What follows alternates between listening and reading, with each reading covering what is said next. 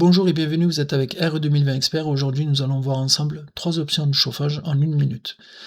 Le plancher chauffant, la gainable et le poêle à bois.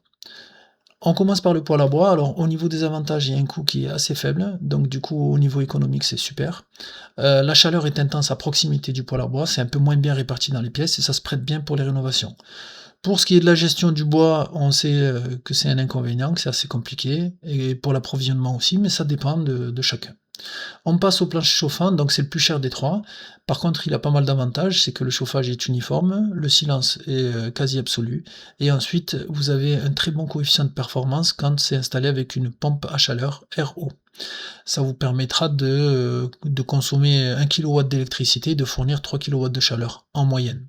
Au niveau des inconvénients, bien sûr, c'est le coût de l'installation. Le rafraîchissement, c'est pas terrible.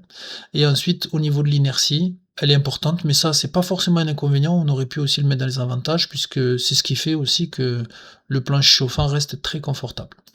Enfin, on passe à la gainable. La gainable, c'est un bon rapport qualité-prix. Ça chauffe très efficacement et ça refroidit très efficacement. Au niveau du soufflage, il faut être vigilant. Si l'installation est correcte, dans ce cas-là, ça va très bien.